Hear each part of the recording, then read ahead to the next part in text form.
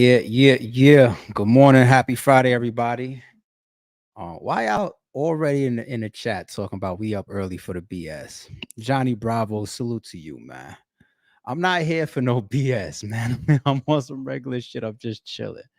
You know what I'm saying? Like, I'm not up early with the BS or nothing like that. Happy Friday, y'all. Good morning. Yeah, I mean, we chilling. Hopefully it was a real productive week. Real good week for everybody. I had a great week so far. I still got a lot going on to close this week out. I got some work to do today. I got work to do tomorrow. I got errands to run all over the place. Yeah, there's a lot going on this weekend, but yeah, hope everybody's getting to it, getting to it. If you ain't up already, some people done hit the gym already. Some people at work already. Some people still in the bed. Some of y'all got it like that. Hey, everybody different, but as long as y'all having a good productive week, can't complain. Um, Shout out to Micah. ARP, great rising, brother. Likewise, G, and salute to all the RBE channel members in the building, of course. Got more members, full spectrum gaming, RBE, RBE, RBE. I appreciate that. Shout out to the members in the building. Speaking of the members, um, Queen, I see you. Salute to you. Speaking of the members, man, y'all make sure y'all checking out that QB Black Diamond versus RX is on the channel right now and available for members. It'll probably drop for the rest of the channel and the rest of our subscribers either tomorrow or maybe Sunday. Um, Something like that. We'll figure it out. But right now it's up there for the members. Shit. What is that? Release number 6 from Max Out 3? I believe so. Yeah, it's like 6 at this point. I think after this, when it comes to Max Out 3, you're probably going to get XL versus Death the Kid, which was an incredible battle.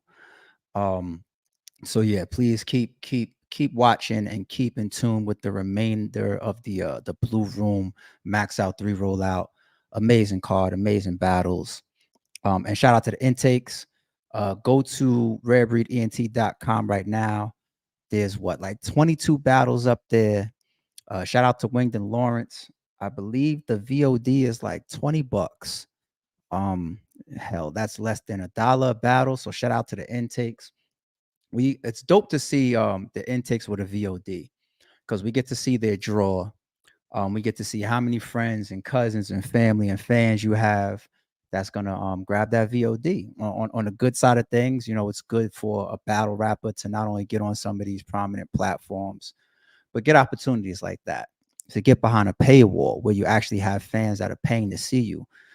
There's some great talented names on the intake card, but it's not like, Loaded Lux or Big, you know what I'm saying? It's not like, some of the supreme super top tier and god tier people are on there. So getting to see, intake personnel and even some of the one-off folks that have strong and solid names like Caution is on there, and Sniper's on there. Getting to see you guys draw without everybody else is good. It's good for business. It's good for RBE. It's good for Lawrence and Wing. It's good for me. It's good for y'all. You know, one thing that's real important about that, and I'm going to get to the topic, y'all. I'm just walking right now. I got y'all. But one thing that's good about that is we're in a world where everybody wants what they want, rightfully so. It's human nature. You only live once. Self-preservation. You take care of you and yours. Yada yada yada yada yada. I get it. We all get it, right? We all used to that type of world, right? This is Earth still. But the thing about business, and the thing about a company that is financially based, like almost all fucking companies, right? If you don't if you don't conduct your business, if you don't budget to profit, or at least close to it, your company goes under. Right? We've seen, like, for example, in battle rap, we've seen a lot of leagues come and go. We've seen a lot of platforms come and go. We've seen a lot of people be one and done. Smaller people, bigger entities that have come in, etc., etc. RBE has been here 10 years, and that's a blessing. You got the King of the Dots, you got the URLs. Bullpen could be coming up on like 5 or 6 years by now, for all I know. Battle Academy's been around for forever. Trap House, and these leagues that have been here for all of these years, um, Once you get past like 3 years, you deserve your respect. You know what I'm saying? Like, I'm not even trying to do the whole, oh, RBE 10 years and all that. Give us all of these brownie points. 3 years, you deserve your brownie points, man. I'm telling you, battle rap business is not easy. 5 years, amazing. 10 years plus, stellar. There's far and few platforms that have done it. You know what I'm saying? Black Ice Cartel, I think they did a card recently. That's that's like 10 or 11 years for them, I believe.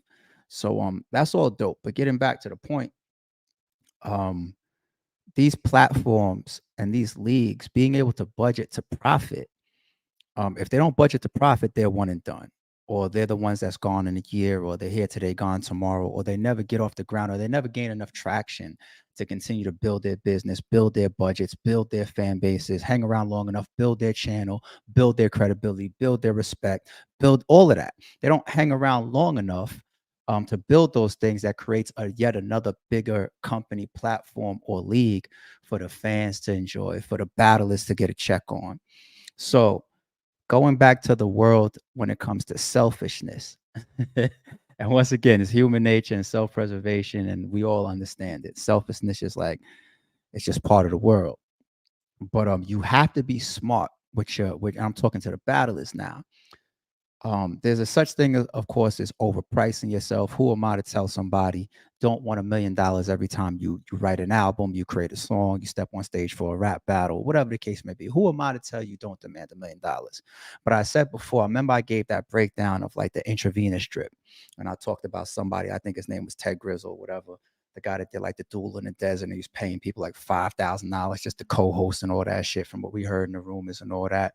When I said the intravenous drip, I'm talking about, you understand a plug, you understand that somebody that's very, very gullible, but you keep that person around. You try to let him benefit as well, so that you can benefit for the long run, not just for the quick win today, not for this one check right now. And when you do something as simple as putting a paywall in front of an intake card, see, it's deeper than most of y'all understand. And if you don't understand it, I'm breaking it down for you. You put a paywall in front of an intake card, it gives Lawrence and Wayne and people like myself an opportunity to say, okay, this is what was sold.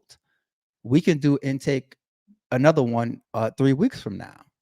But if you have people that's a part of that process, or a part of those events, or a part of those budgets, and they start to come in and they start to make certain demands, or they start to, move up the ladder, because once again, who am I not to tell somebody not to request $1 million, right?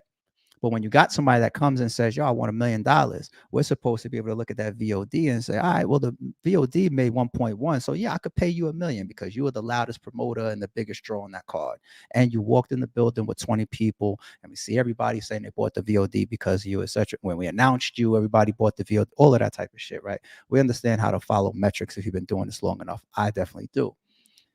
If you don't have those type of numbers coming through the door, coming on the VOD, coming on a live pay-per-view, we all have to remain humble. This is why when you hear some of these top tiers and god tiers, they throw around these big numbers. You got to assume that they're generating that, unless the league owner is just playing Santa Claus. And I can't play Santa Claus for 10 years in no business that I'm a part of. So you better assume that I'm getting mines because they're getting theirs and they're generating it. Whoever the top tier or the god tier or whoever we're booking is in some of these cards, because of course for like the first 2, 3, 4 years, by the time we got to year 4, we were definitely having like up and down scenarios. Sometimes you hit, sometimes you miss. First 2 to 3 years was not profitable at all for RBE. Lost a lot of money, but that's part of being an entrepreneur. That's part of business. That's part of building a company. Very, very few businesses turn profit consistently in year 1, and then in like year 2 it's like another percentage, which is not is what you would expect. Even under like states like New York, like if you fold a business in less than, I think, 2 years, or a year maybe, um the IRS allows you to even fully write off in full all of your losses, opposed to like more granular detail of certain type of things that you should be able to write off versus like every single red penny. You know what I'm saying? So even certain states, they try to inspire business owners by saying like, listen, we understand that this shit is tough. Go ahead and get in there because shit, the money that you make makes me money anyway, right? Because you got to pay taxes on everything, right? So Uncle Sam, that they're sitting at the top with a fucking business hustle as well, but they still inspire people to get out there and make the effort. And then they try to back you if you fold. You know what I'm saying? Once again, you could, it's a different type of write-off that you can do within like year one or year two within certain states, and every state I assume is different. But if you guys are following this whole full point, once again, um yeah, it's dope to have a VOD in front of the intake people, so please support them or don't. Let us know um how much you rock with them, and that enables us to continue to budget around those cards, because whether people are getting paid nothing, whether people are getting paid $500, whether people are getting paid $10,000 or $15,000 on an intake card, regardless of what you're being paid, it needs to be budgeted to what the expectation is to come back through that door, back through that VOD, back through that live pay-per-view, right? And if we budget to whatever that is, it's easy to continue that business. You made $1,000 as far as like profit. So then we do the next event budgeted to 500. And that says, okay, we made 500, right? So everybody's happy. We got the event budgeted, the event gets paid for, RBE profits, battle, boom, boom. And then those budgets can remain in a place where you understand who's making what and why. And then when there's not a loss, when you're not in the red, you can continue the business. You could do a fucking intake card, you know what I'm saying, every 3 weeks. That could be a lot of work for Lawrence and Wink, but I'm just saying, hypothetically, business wise, if you continue to show that it makes sense, right? There's people that I paid before, amounts of money that I would never pay them again, right? That's because battle rap at times is so volatile and up and down. You have to catch certain things at a certain time. That's why people don't like to co-promote battles sometimes, and they want to stop this battle because it's about to happen close to when this other battle that somebody else is doing is going to happen. You got to catch the timing and the stock of things. This battle is up. This battle is, all that type of shit comes into play. So the business is so, I mean, you gotta really, really be careful. And sometimes you learn the hard way. Sometimes people get out there and they make sure that, no, when you spend your money with me, I'm gonna make sure that it comes back, because I don't hustle for today, I hustle for tomorrow. So ARP, when I call you, you know what I'm saying, you're gonna be happy when I tell you, like, yo, it's time to cut me a check. There's certain people that call me right now, make me work because I know we're gonna make money together. Other people I got a question. They're like, that price tag isn't really justifiable. Or last time we did business, you didn't really move a certain way. You didn't promote. Or last time we did business, whether you promoted or not, maybe the money didn't come back. Then you got to renegotiate. Then you got to change. Like, oh, do you have a problem with making this amount? Yes, you do. Okay, now our negotiations are having. There's never no hard feelings in negotiations. They're not supposed to be. I don't ever want to negotiate with anybody, whether it's in battle rap or outside of battle rap. And all we're talking about is numbers. And we have a disagreement, and then we go separate ways and we feel a way towards each other personally. That's not how I operate. I might walk away thinking you stupid because you think because it's max out for, you should ask me for $1 million. I might say you stupid, or maybe you're not stupid, maybe you're just ignorant. And then maybe I'll take the opportunity to try to learn you learn you some game, teach you a couple things. I've even had conversations and negotiations with battlers. They were so far out the loop. Where I offered, I said, yo, I could show you some numbers. You know what I'm saying? I could show you your last numbers, and we can negotiate from there. You know what I'm saying? So transparency, business tactics, negotiation tactics will make you be in a position where hopefully you can leave with some type of understanding, whether you disagreed or not. If not, then you're just not that type of business person. If you get off that phone, off that text message, you'd be like, oh, he wouldn't pay me 20 grand. And I think that's a great offer. Fuck him. No, it's just on different accords, negotiation wise. You know what I'm saying? You even got the people playing hardball factor, and there's nothing wrong with that neither. How many battlers are gonna speak to a league owner and be like, all right, in my mind, I'll accept 10, but I'm gonna start at 15. I'm gonna say 15. Now, if that league owner's in a rush, or if he sees that I think that it's worth 15, you put that 15 out there, he might be like, damn. All right, well, how about you give it to me for 14? Battle might be like, sold. I was willing to do it for 10. Give it to me for 14. Bet. He just made $4,000 over what he really cared to make or didn't even see fit for him to be required to perform under. You see what I'm saying? So you got the hardball factor and all that. You got the waiting game. You know what I'm saying? Let me see how bad this league owner really wants it. All right, let me see how bad this battle rapper really wants it. These are all tactics that people use against each other. Playing hard tactics like that with me, I tell you, sometimes it's gonna screw you up because I got so much other shit going on, and you don't gotta take my word for it. I could go do something else. It doesn't have to involve battle rap at all. I'm like, listen, man, I got $1,000 for you, man. That's all I can afford. Nah, I want 10. I'm gonna go over here. And you sit there and be like, ARP is gonna call me back. No, I'm not. No, I'm not. I'm not calling you back. No, I'm not. Yeah. Negotiations can get a little personal though. They can. They do. I'm pretty sure somebody has told somebody else fuck ARP behind my back a million fucking times because of negotiations.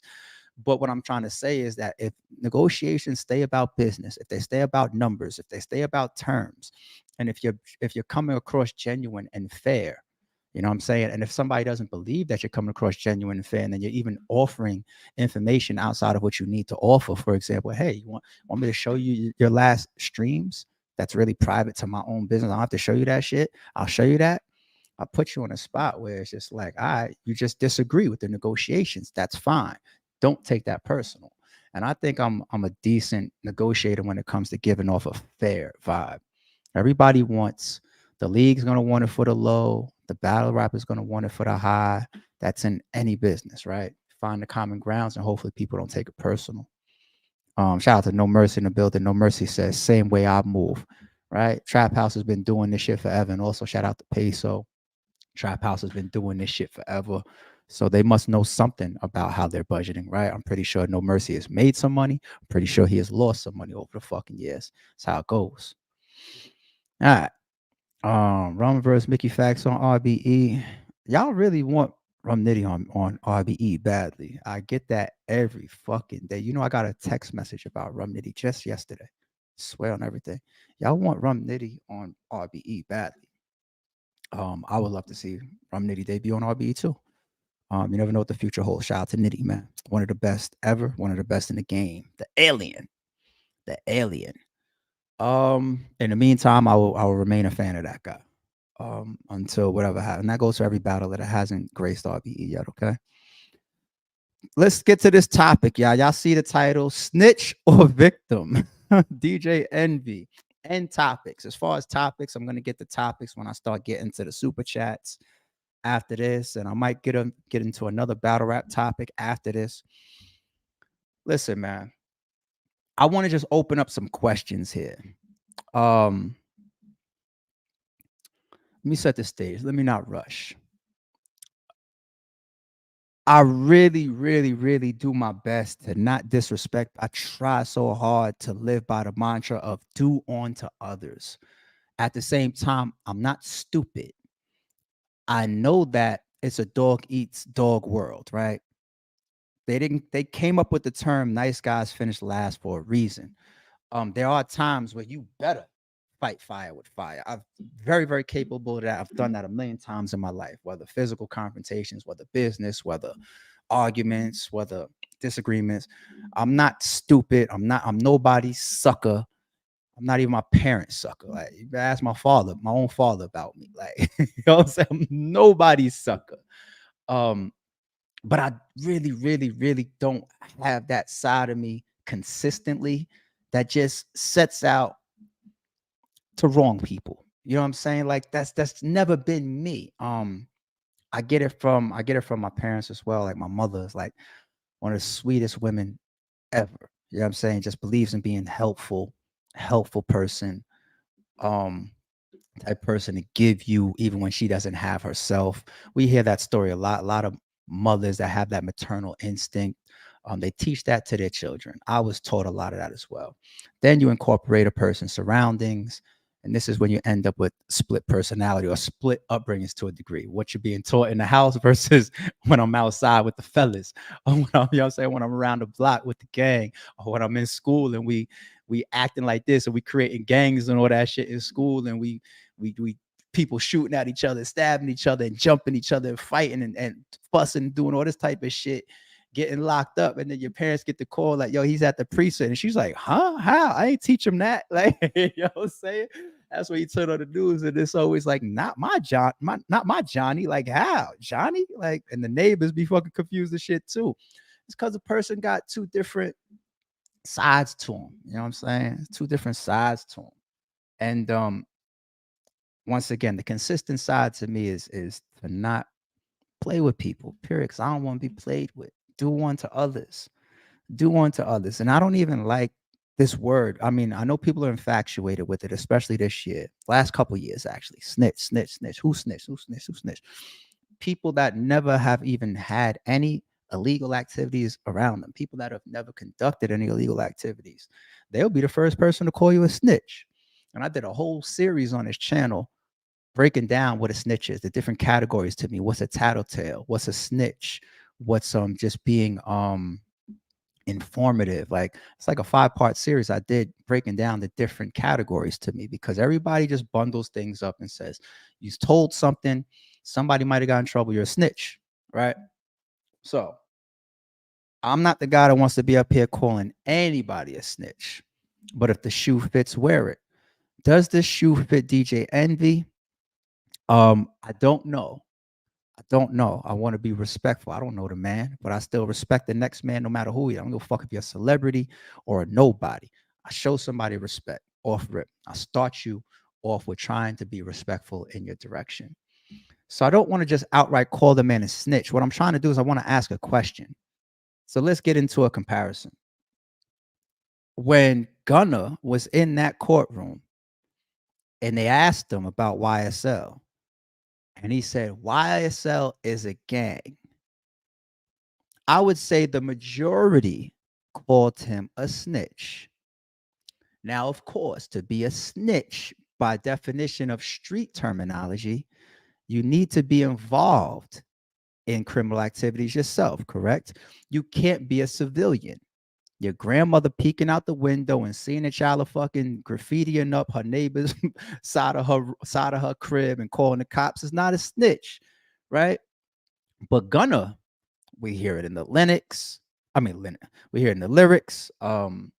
Shit, your name is Gunna. Like, you know what I'm saying? You're around gang activity, allegedly. I mean, of course, King Slime himself has quite a reputation. People done allege that he was responsible for Lil Wayne's tour bus getting shot up and all types of shit and shootings and all this type of shit going on around.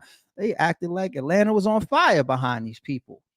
So alleged. I'm not inside none of these crews or nothing like that. So will I ever know the full truth? Probably not. Or maybe unless it starts coming out during documentaries or these people themselves start confessing to a lot of this stuff later on. That happens. It's a documentary on the Iceman. Goes home as a family man. Everybody loves him at home. His neighbors think he's a regular guy. Goes out and kills people by all different types of methods, right? Put his ass in jail. He does a documentary. Say, yeah, I didn't kill people with acid. I didn't strangle people. I didn't knife people. I didn't shot people. He's a mob hitman, right? So who knows, at least for now, all the shit that could be associated with Gunna. But I think the consensus is that not everything around you and your group is legal, right? So when you got there, especially given that it could be at the deficit of the boss, your man, your peoples, the top guy, by saying YSL is a gang, right? That's why people came out and said, nah, you're a snitch. Like Boosie's been real adamant about that. And a lot of people spoke out. People started talking about him. Rappers, his peers, that was the consensus. Snitch, right? For DJ Envy to finally speak out on the Breakfast Club, because this shit has been going since, I believe the reports are saying that investigations and whatnot since 2017. Wow. For Envy to finally speak out, which of course, let's be fair, let's be real, let's be honest about it, he had to do an extreme limited capacity. When you're in this type of situation, you're not supposed to be talking at all, because what he could be facing could end up being criminal. So it's not like certain lawsuits that battle rappers used to, and people still, see these people blogging and doing interviews and talking and whatnot, and dressing certain things and putting up public statements or whatnot. This DJ Envy shit is a whole different ball game. But when he came out and said what he said on the Breakfast Club, even though extremely limited as it should have been, you got to understand one first thing. By then, there's a lot going on that you guys don't already know about. So, for example, like when somebody comes out and he looked like he had pressure on him and he was very, very fatigued, and he's just like, "Yo, this is all false stories, and this I didn't do anything. I didn't take boom, boom, boom, boom, boom." Right? When he does that, you got to assume that maybe there's already legal shit that's happening. For all you know, maybe somebody already got, maybe his partner had his bank account frozen already and told him like, "Yo, they froze my assets," or they didn't subpoena my cell phone messages with you or whatever. There's shit that could have already been happening for all you know, or he could have already got a letter, but you just never know. But when he got up there and he says, "If Caesar, if my homie, if my friend, if my ex-partner, whatever, if he was scamming people, I didn't know." The moment you say words like that, you are insinuating that it's possible. That it's possible. So I feel like if DJ Envy comes out and says, "I got scammed as well," that should be clear cut. At that point, you are saying you are a victim. And if you are a victim of your partner, ex-friend, whatever the case may be, person that you introduced to all these people and got behind and ran around the city with, did videos with, and brought up to this major platform with, and all that type of stuff. If you take that position and say, "I was scammed as well," the moment you say, "I was scammed," you're admitting that this whole shit is a scam too. No? Yes? I don't know if you want to quantify DJ Envy as being eligible to be a snitch, though, because as far as from the outside looking in, he's not a gangster. He's not a street guy. He's on the radio every day. He's doing car shows. He's in investments. Well, some of those investments could be illegal, allegedly. But the things that we see from the outside looking in is a guy that just made it, a guy that's gotten to certain areas and into certain platforms, and he's gotten rich off of just making some great moves and having some great opportunities that all appear to be legal because they're all right here in front of us, backed by major companies and major corporations, right? So that doesn't seem like a gangster to me. That doesn't seem like a street guy to me. Now, with money comes power. So here's a little gray area. With money comes power, with reputation and associations comes power. Anybody that has money, reputations, power around them possibly has certain illegal people around them, knowingly or not, or whether they're fully engaging with them or not. And I'm not even talking about Caesar right now. I'm talking about, for example, does DJ Envy know any gang members? Does DJ Envy possibly know any killers?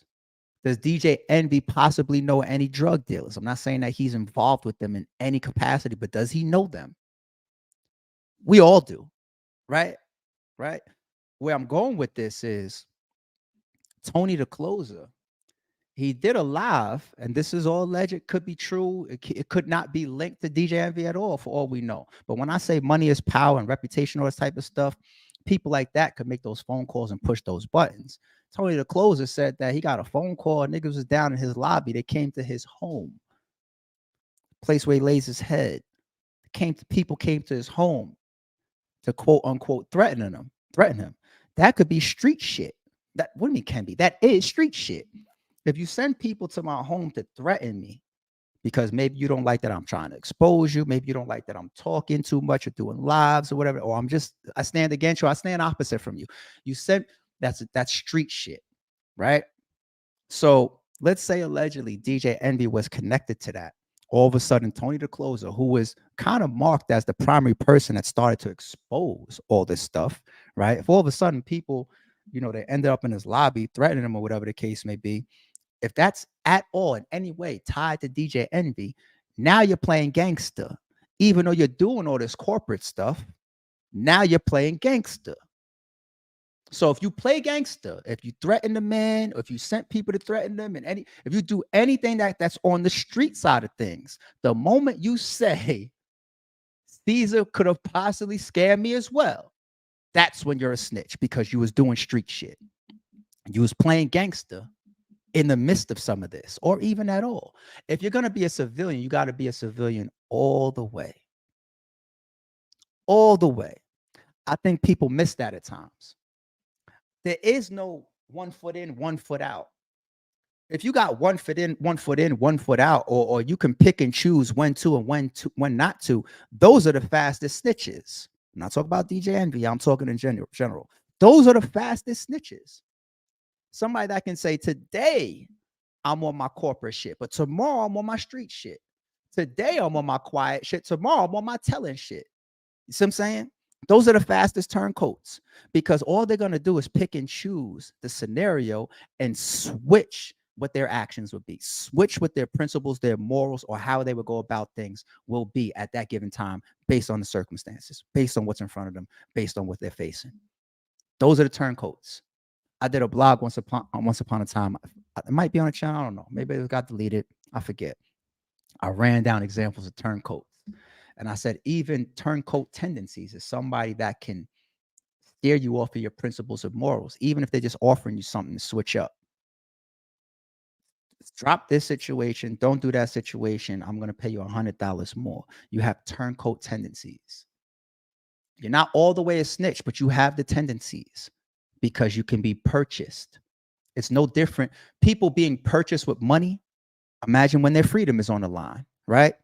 If your freedom and if your time is more important than your money, and that's going to go for a lot of people. If I ask somebody right now, before you answer, give it a second, especially if they're not broke as shit, and you ask them, what's one of the most important things in one life to live? They're going to say time, right? Okay, cool. How you spend that time. People will say things like health, right?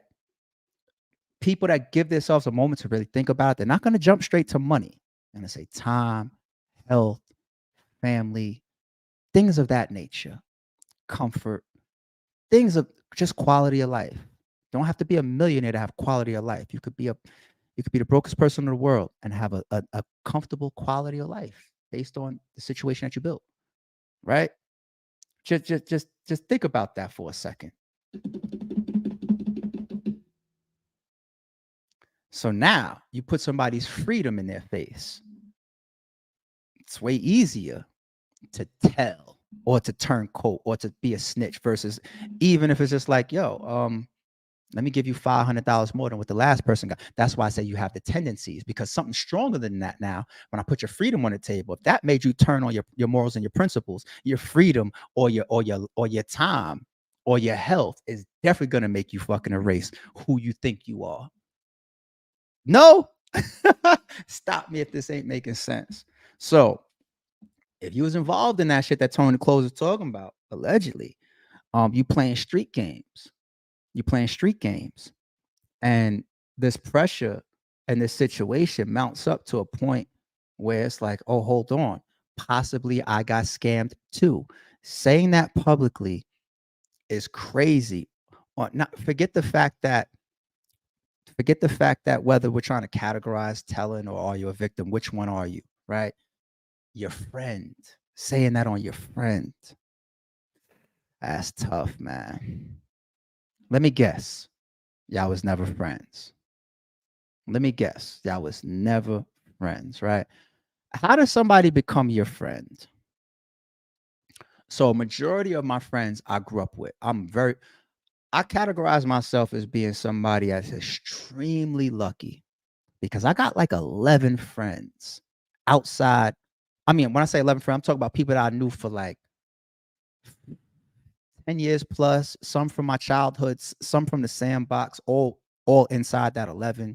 None of these people I'm saying that I meet in battle rap. I have people that become my friend as well that I met from battle rap. But even if I put no battle rap, I have like 11 people that I can call and I could depend on from like for anything. I'm talking about we spend holidays together. It could be Thanksgiving. We do vacations together. We do Christmas together. These are people that I couldn't, if I didn't even see you in, my man Mech, for example, shout out to my brother Mech. I haven't seen Mech face to face. Could be over 5, 6, 7 years. I texted him the other day. I said, "Yo, you good? How you doing? Everything all right?"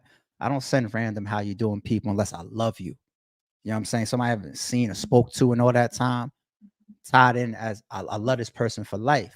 You know what I'm saying? Unless we have to part ways for some other shit. And we never had no issues or no fallout. It's my brother. Text him, how you doing? Is everything okay? But my man Ryan, for example, grew up with the kid since sixth grade. Sixth grade, I knew this man. You know what I'm saying? This is a guy where we still text each other like, "Yo, what's up? I seen this on the gram. Like, check you okay? Boom, boom, boom, boom. Yo, I'm trying to figure it out. Boom, throw each other. You know what I'm saying? Friend for life. I know if I have an issue, these are people that I could really reach out to. You know what I'm saying? I got like 11 of them, and I consider that lucky. Because if you can really designate somebody as a true, you know what a true, real friend is? A real friend is gonna sacrifice for you. Y'all see my link that I'm starting to create to fucking Envy and Caesar?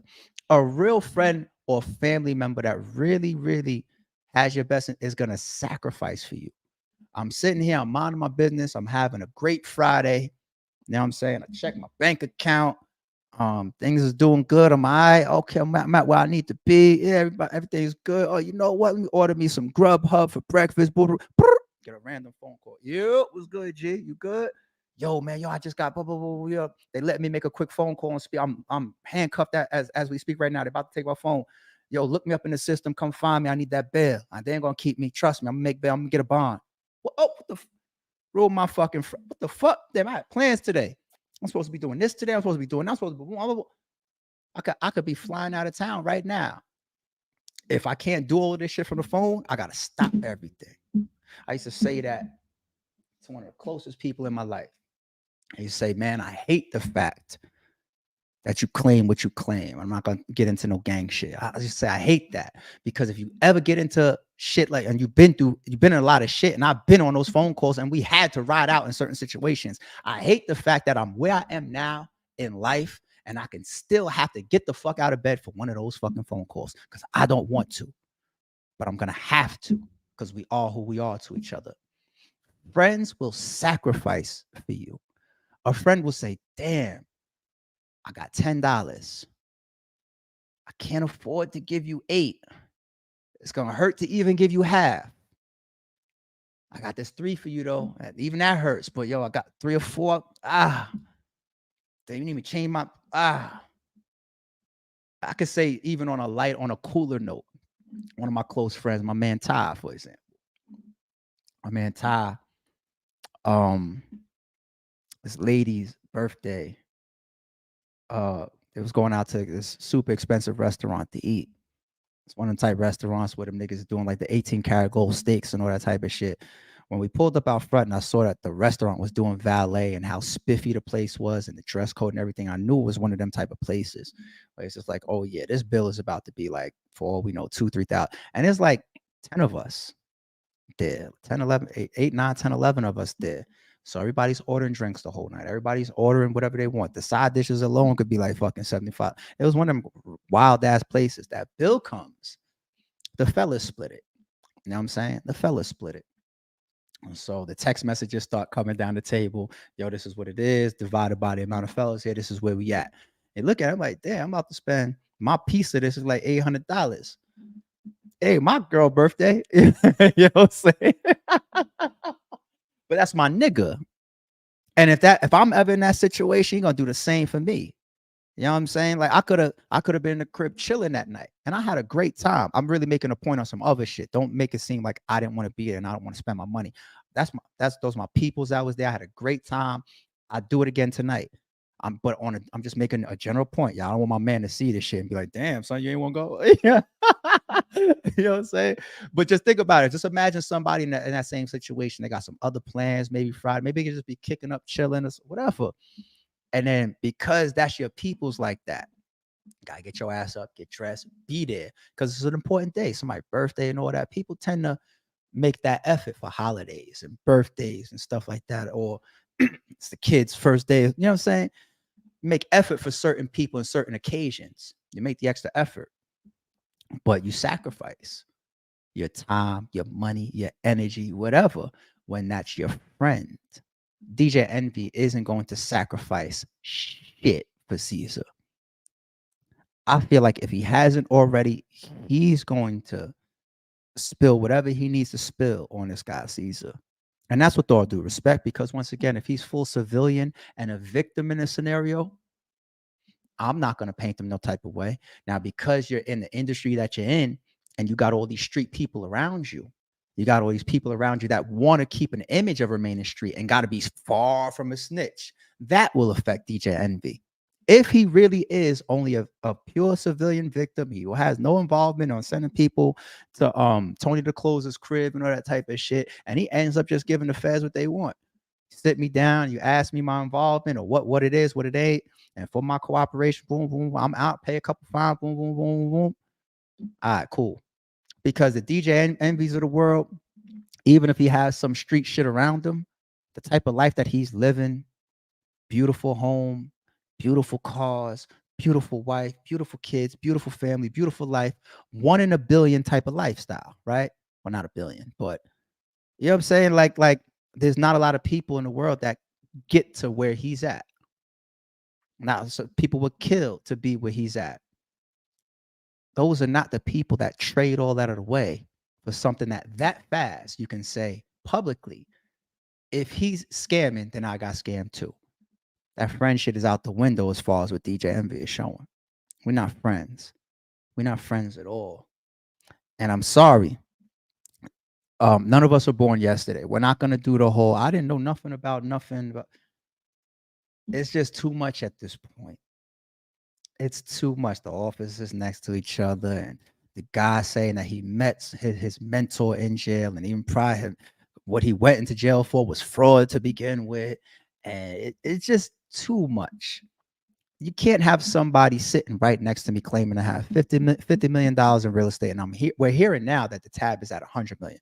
But at least when he was on the Breakfast Club for that clip that's going around, he was talking about $50 million in real estate. Came from nothing, now have $50 million in real estate. You don't have somebody like that sitting next to you and you don't understand the process, especially if you're with him, putting the plays together. You're doing investments together. You have your office next to each other. You're going out, you're doing these seminars together. Even if you're not doing what he's doing, he's gonna let you know something because you're the enabler.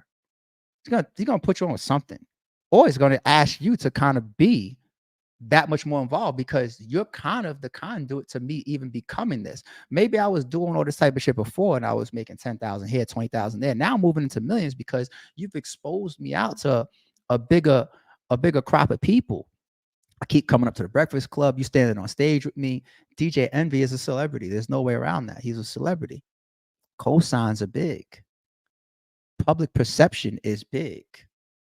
And yeah, some of those investors were stupid as shit to expect those type of returns in that amount of time, right?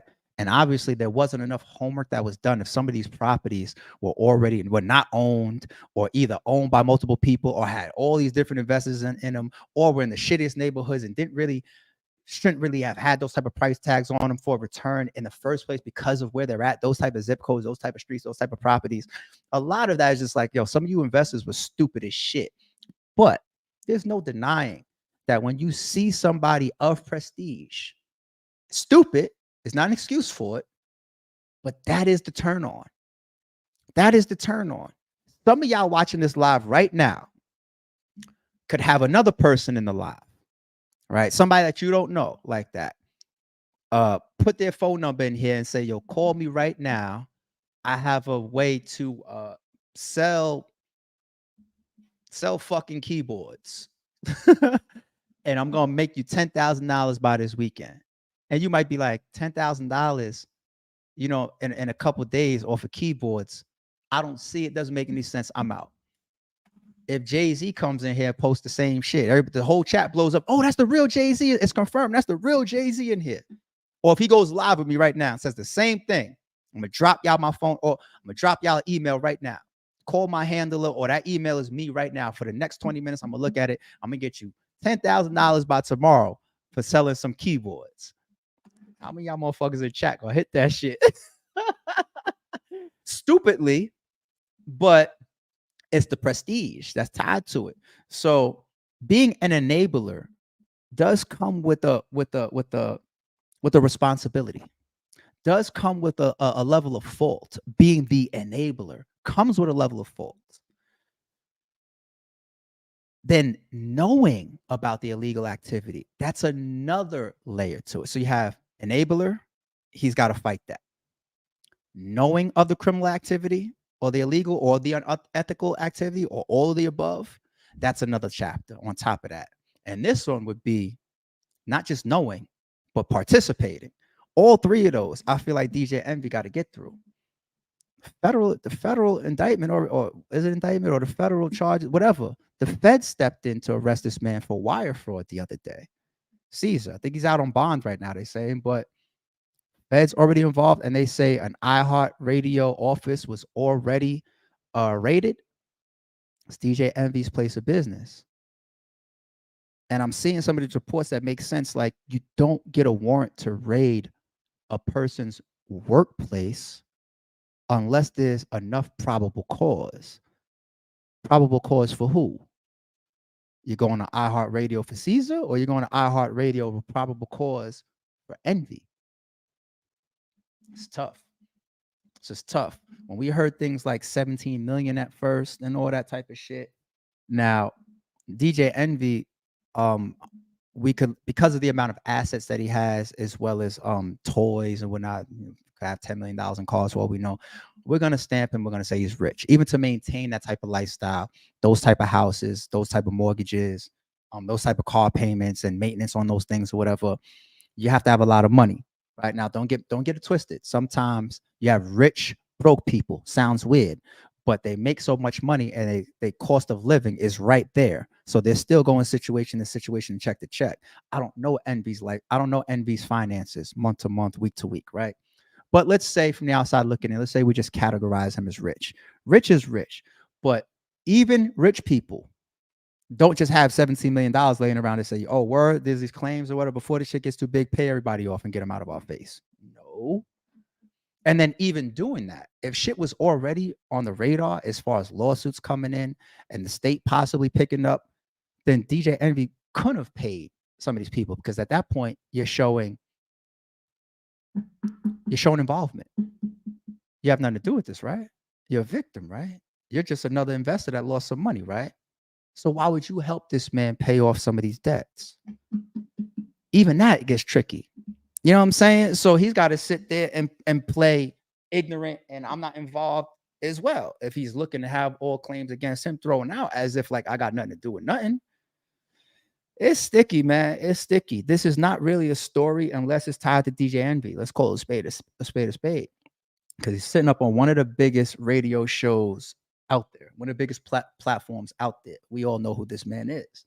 Once again, if this was just Caesar by itself, nobody would be talking. It wouldn't be making the news. Nobody would care. This shit probably happens every day. I don't know if that people of Caesar's background and Caesar's image and Caesar's credentials get to scam this amount of money in this period of time.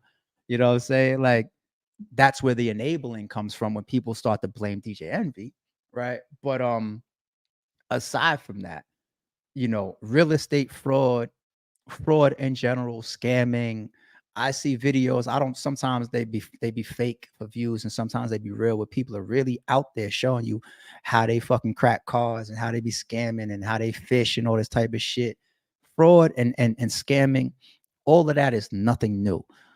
This country loses billions of dollars every year to fraud, to piracy, to scams. That's why they don't slap you on the wrist for that shit. Post 9/11, something like identity theft will get you, based on what you did with it, will get you numbers like you murdered somebody. You haven't seen some of them examples. People talk about that shit in the news, and people trying to appeal their cases and whatnot. Like, yo, this is crazy, man. Like, I'm in here for fucking a white collar crime of fishing out some bank accounts.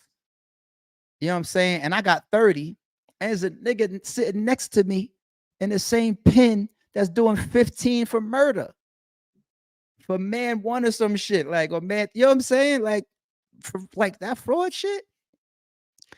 Yo, man, It makes you ask what's worth it and what's not.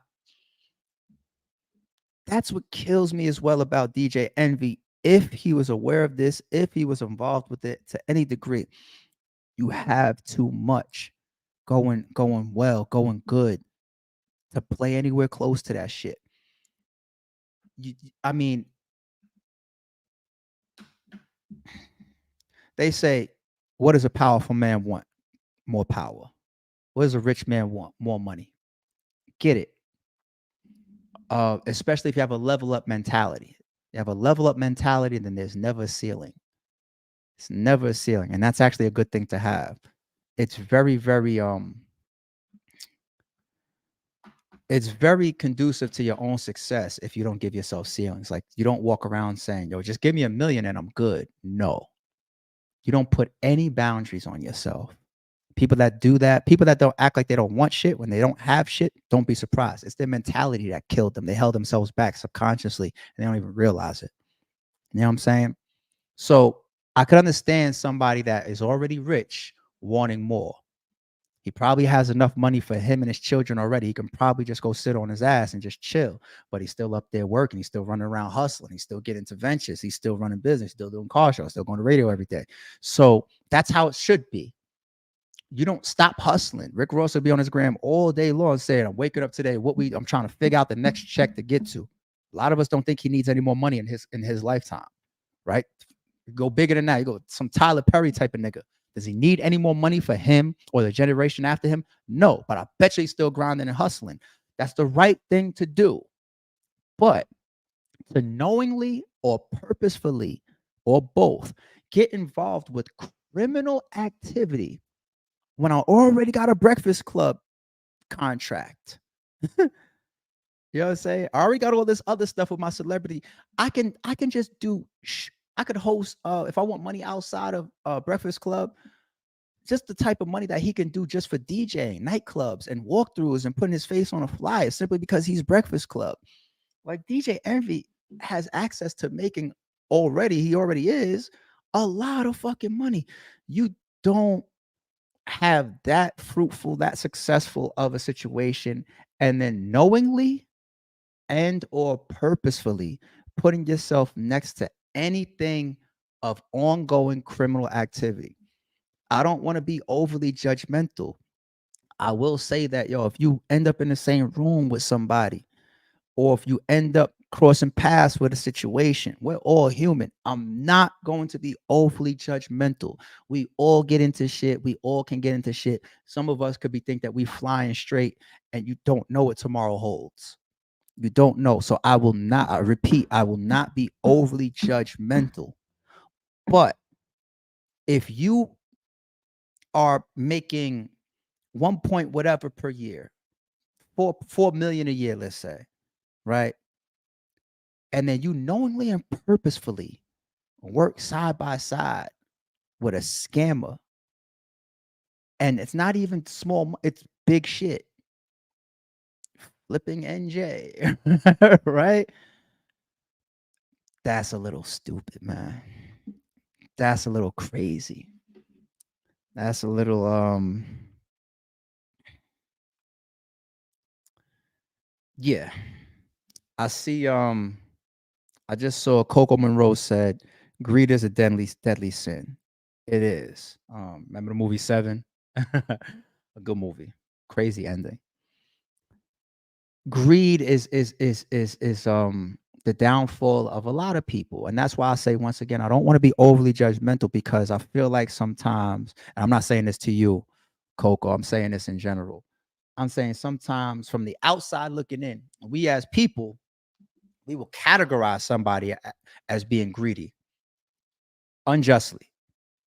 You don't always have to be greedy because you're going after more. And that's the point that I was just making. You can be going after more because you just don't have ceilings.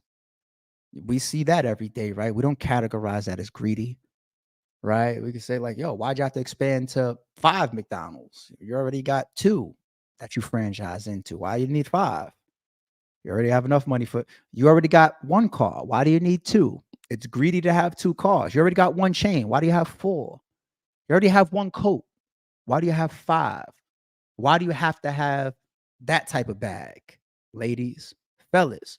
Why do you have to have, you already got uh a Gucci belt? Why do you need the Louis belt? I'm just saying stupid, simplistic, materialistic shit I'm talking about to make the point. You got one TV in the crib right here. If you ever want to watch Netflix or YouTube or whatever, I can come to this screen right here. I've never used this fucking TV other than turning it on to see if I was going to use it in streams. I don't use this TV at all. Am I greedy? You know what I'm saying? So we have to make sure that we differentiate greed versus grind. I like that. I like that. Yeah, we have to differentiate greed versus grind.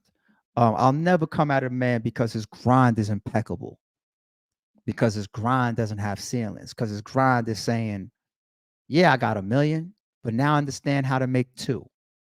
Yeah, I got 5 million, but now I'm gonna figure out how to make that into 10. Nothing wrong with that. Nothing wrong. I know if I just flipped 5 million into 10 million last month, there's gonna be a lot of people that's gonna share in that. You're gonna tell me I'm greedy? It also comes down to the person. I'm the type of person where I put people on. I help people out. I cut checks. I share. I do loans. I do favors. I pay bills. I do all types of shit. You know what I'm saying? Because you can never just overlook your own blessings. I never overlook my own blessings, knowing that it could be here today and gone tomorrow. I do not overlook my own blessings. But I'll be damned if somebody categorize my grind as greed, because technically I already have everything in life that I need. But I'm not going to stop getting up at 5 o'clock every morning and getting to it, because there's still a lot much more I could do for myself and others. And I do every day, every day.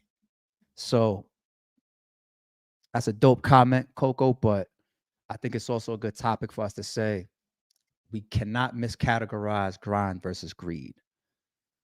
Uh, we dropped some jewels in this one, y'all. We dropped some jewels in this one. We had some fun in this one. Um, Yodak Brown says greed is a selfish act. It's the intent behind the action. There you go. The intent. There you go. There you go. See, the reason why you're able to just summarize everything I just said in my rant for 5 minutes into one sentence is because you're smarter than me. But at the same time, that's the only reason why people watch streams for any channel, any podcast or whatever, because they speak in a way where you can I'm gonna rock with this. I'm gonna watch this. I have people that I watch all the time too. I'm like, I like the way that they put their points together. I still watch some Charleston White. As crazy of a fucking guy he is, I still watch some Charleston White. I watch Joe Budden's podcast all the time. You know who one of the smartest people I listen to on a social level week to week? Ish on the Joe Budden podcast. Ish is a very, very smart person in multiple categories: socially, financially, business wise, book wise. Ish is a very smart. I like listening to smart people. Or you can even just listen to entertaining people. There's people that I listen to. I know they dumb dumb as a doornail, but they entertain me. And so thank you for summarizing what I just said in one sentence. But if I was talking like that, then nobody'd be tuning in, I guess. I guess that's my justification. Oh shit. Opalaka 305, salute for the super. Maybe. Maybe not. Never know. Gotta see what's going on. Y'all about to get some announcements, but as far as a major, I don't know. We gotta see. We gotta see. Your ARP here's 10 to get straight to the BS. I couldn't get away with my intro with you, Cope. Let me ride, man. I appreciate that super too. I could do a lot with $20, man. I promise you. I don't misjudge a dollar. Thank you for the super. Thank you for the support. Would like to hear your opinion on Rum Nitty 90-second contract versus Foots 330. I heard about that. I guess you want to hope that that's a mistake. If it's not, if it was done on purpose, then it's fucked up. I guess that's simple to put it, right? So I don't know what else to say about that. Shout out to the new members in the building. From my understanding, they rated iHeartRadio, so they got to have something on DJ Envy, right? That's what I'm saying. That's not Caesar's workplace. That's DJ Envy's workplace. You know what I mean? So uh oh whoa. Or also, they say he bought a $7 million house. I wonder, could that have influence on what they see? Also, so yes and no. I would say this. I would say that DJ Envy could justify buying a $7 million house any day of the week, right? Because he's rich. Um, I would give you an example about that using myself, but then y'all start counting. I ain't gonna do all of that. But he could justify buying a $7 million house with his current situations that he's got going on. He's been rich for a while, right? And so you gotta remember, being rich versus being wealthy, um, it's a big difference. There's a lot of rich people in this world. You can go rich and then go broke very, very fast if you don't manage your money correctly. Rich people can buy multi-million-dollar homes every day, B. And also you don't need $7 million to buy a 7 million or to get yourself into a $7 million home. Um, or based on his lender or based on his situation, he could have put 1.5 down. He could have put 2 million down. He could have put 3 million down. He could have a $10,000 a month mortgage. $10,000 a month mortgage for DJ Envy ain't nothing, right? For a lot of people, ain't nothing. Um, no, I can't say that. I can't say that example either. A $15,000 a month mortgage, I don't think is tough for a DJ Envy type of income either. If DJ Envy does 3 shows a month at $5,000 each, his mortgage is paid. And then you still have your check from the Breakfast Club and all these other ventures, all this other stuff you're doing. So we always have to remember, you can have a $7 million house, but what's your monthly, right? Your monthly could be something that you're killing or you're crushing per month easily, right? A majority of lenders are not going to give you a loan without justifying your income and them feeling like they're in a stable position to get their money every month for whatever the term of that loan is, 15, 10, 30, whatever the case may be, year loan. They're gonna do enough due diligence. There's already standard process to look over this, look over that, look over your tax returns, over your check stubs, how long have you been at this place, do a background check, all this type of stuff. They're gonna do all of that type of shit, and there's standards around that before I say, okay, I'm willing to mortgage you a $7 million property, right? And somebody like DJ Envy comes to that table with that underwriter and says, what's the mortgage? $20,000 a month? Okay. I get paid $10,000 a show and I do 10 shows a month. And that's just my hobby. That's just me connecting with my fan base at night spots just to keep a pulse next to hip hop before I go to my $4 million a year contract, which is working on the radio as a host for the Breakfast Club. Then I do, you know what I'm saying? So just like y'all got to think and think at that level, folks. Whether you've experienced it or not, you got to think at that level. So buying a $7 million house doesn't necessarily mean anything for DJ Envy. Let's be real. Let's be fair. But at the same time, the timing of it is what's going to make people put comments like this right here. The timing of it. So the moment you say, damn, we got all these lawsuits going against you and your partner, and this big, what looks like a Ponzi scheme, and Fed shit just came down on your part, all this type of shit. And by the way, 2 months ago, you just bought a $7 million house. People's going to look at that because timing could be a factor. Maybe you was already in a $5 million house that you bought way before you even met Caesar. But maybe Caesar's, little extra kick into you on the side. Allegedly, I'm not putting this on Envy name. I'm just making up a hypothetical. Maybe that made you say, all right, well, I got this other stream of income now. Time to upgrade, because just like ARP was saying early, be a progressive person. Just because you have a $5 million house doesn't make you greedy for moving to a $7 million house. What if the $7 million house is in a different state or a different part of this, a different zip code that's just better living? What if it's putting your kids in that much better of a place? What if you still own the $5 million house property? What if you started renting it? What if you paid off the $5 million house, right? And you want that to sit in a certain type of situation, or you got something going on with it where that now becomes something for your children. Now you're gonna move over here and put another mortgage here. and just build equity there, because maybe you got some type of lifestyle where you're taking home equity loans, you're building up equity, and then every 5-10 years you taught you and your family take home equity loans against your own mortgage, and then you're moving to another property and you're flipping up like that. You might see somebody live in 20 different houses. Maybe they have a pattern of moving up because of the way that they're pulling on legitimate finances. Could be real estate related, equity related, business ventures, all types of shit. But if that extra income that I now got getting into flipping NJ, I keep saying that flipping NJ now adds another piece to the equation. Maybe the timing of that says, I was probably gonna do this and I can do this anyway, but now's the time to do it because I got this situation added to everything that I got going on. So you just never know, B. You never know, but I don't jump out the window and just say, oh, you just bought a house. Now, if he was making if he was a battle rapper, battle rappers don't make enough money to buy a $7 million home.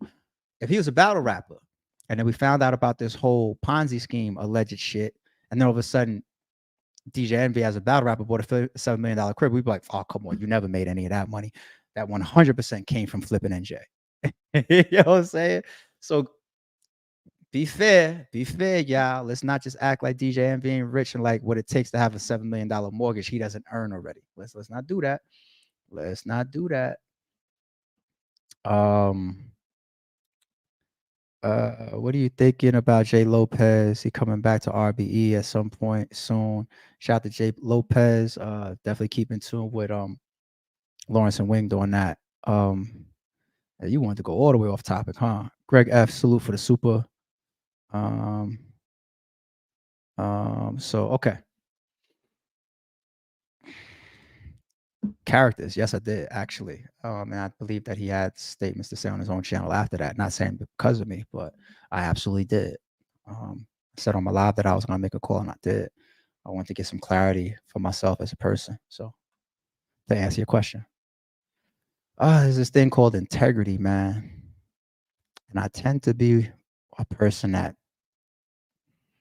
does decent by maintaining it. Am I perfect? No, but I think I'd maintain a good level of integrity. I feel like we went through this topic. It's one of the biggest topics out right now, and we went through a lot of gems, a lot of points. Let's not belabor it too much longer. I will end it there, and I will say, yo, happy Friday, everybody. Enjoy your weekend. Go check out QB versus RX. It's out now for members.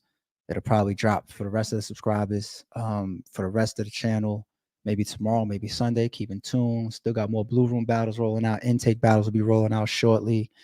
We working. Announcements on the way for y'all. But other than that, I'm chilling.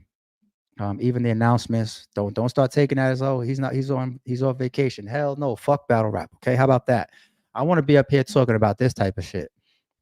This season DJ Envy stuff. Fuck battle rap. How about that? Okay. I appreciate y'all. I'll be back in a second.